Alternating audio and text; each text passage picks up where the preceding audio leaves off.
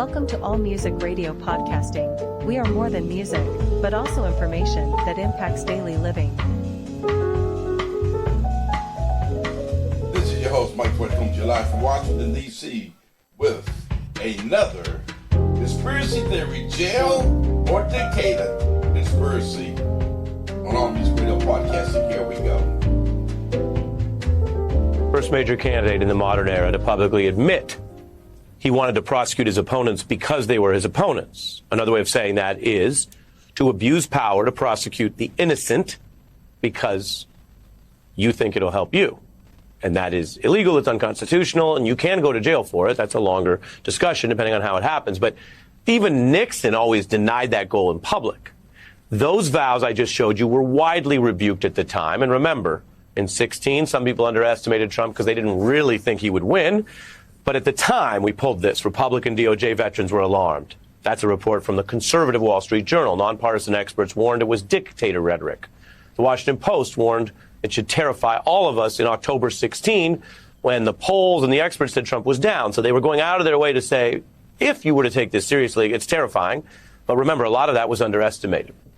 Trump ran on that, and in office he pushed for it. But even a president, under traditional rules, cannot single-handedly launch an FBI investigation or physically arrest people.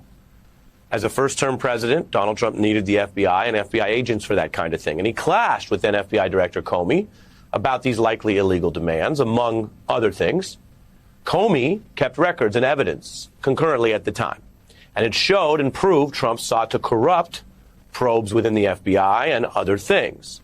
Separate independent reporting found then President Trump asked his own top White House lawyer to get Clinton indicted, just as he tried to abuse federal powers to punish perceived opponents like Jeff Bezos, who owns the Washington Post, the parent company of CNN, and a range of other officials, news organizations, witnesses. These are just some of the people right here. Trump called for a probe of former Obama official and one-time Democratic presidential candidate John Kerry, saying he should be prosecuted, indicted. And Trump went from badgering then Director Comey to be his illegal enforcer to then trying to turn those same powers against Comey after Trump ousted him. That same New York Times article I quoted from reported Trump told the White House counsel he wanted to prosecute two of his political adversaries, Clinton and Comey. He even took his efforts international. Everyone knows the multi-pronged effort to get a Biden investigation. He had no hope of having that start in the U.S. out of the blue. But he then thought maybe Ukraine could go after Biden and his son. That snowballed, as you remember, into the entire first impeachment. So Trump was often thwarted in some of those most extreme demands, sometimes because there are things he doesn't control. He has leverage over Ukraine, but he couldn't start an international probe out of Ukraine. That failed. And he couldn't get all the DOJ stuff done. There was, for example, no Clinton or Comey indictment. I bet you know that.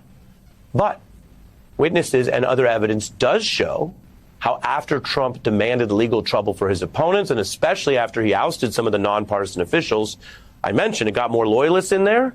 Some of this stuff already started to work. So if you have a MAGA uncle who says this is all overblown or it's only one-sided, let's just put recent history to the side for a moment and go to the last administration's history. Under Trump, federal agencies did probe Comey and another FBI official.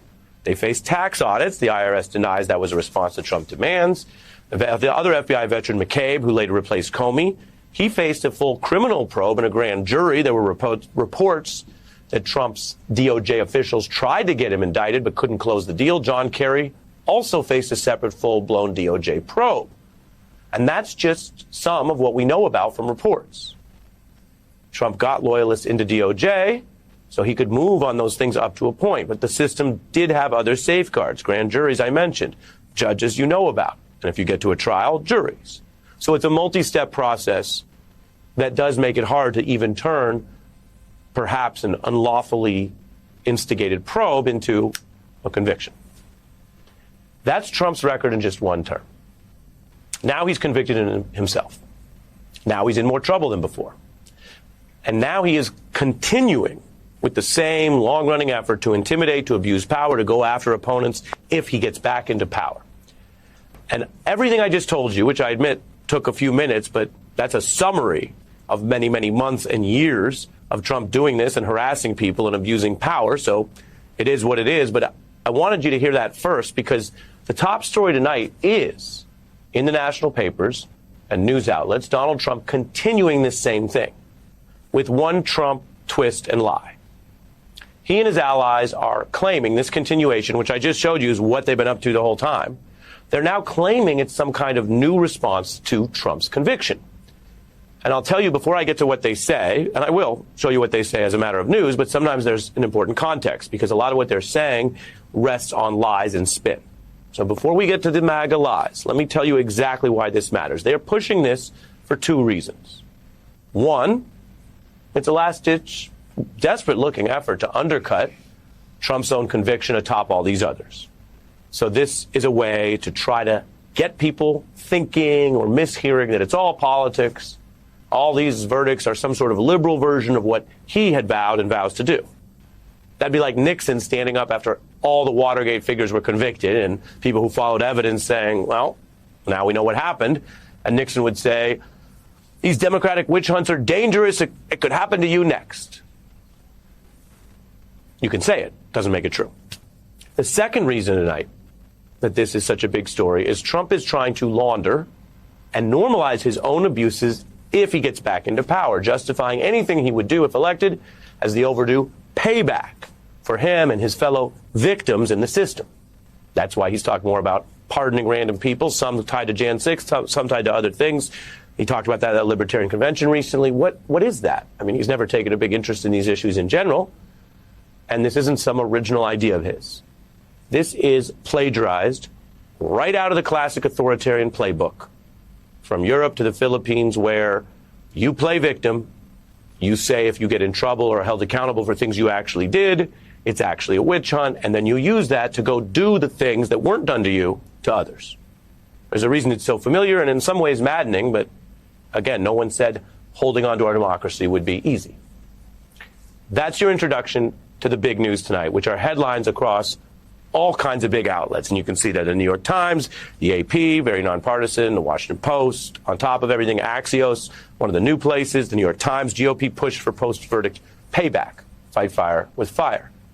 Then you have the Washington Post on this aggressive effort in the, quote, wake of the Trump conviction. So it's true, but I would point out that headline, like the New York Times, might lean a little far into the MAGA spin. This is what we're doing now. No, you just heard with your own ears how much Trump has been vowing to do this his entire life in national politics from at least 2015. It's not a response. It's not the wake of the Trump conviction. It is a continuation.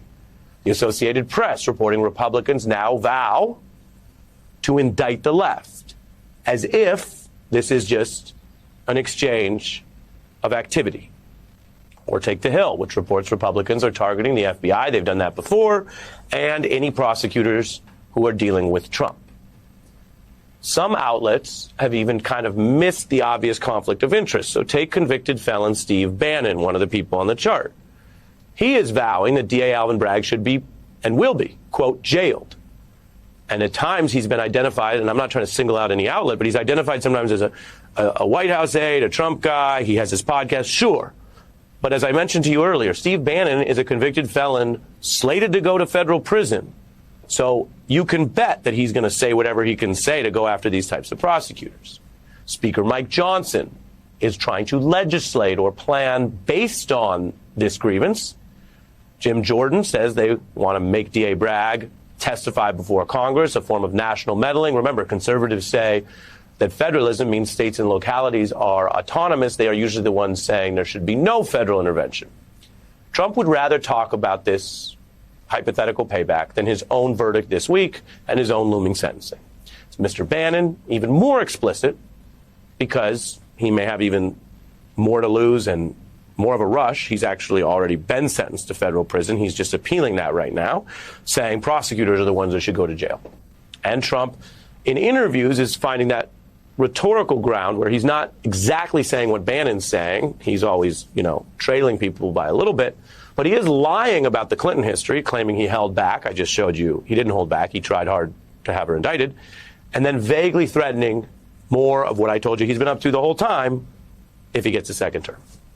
So that's a lot. How people hear about this matters.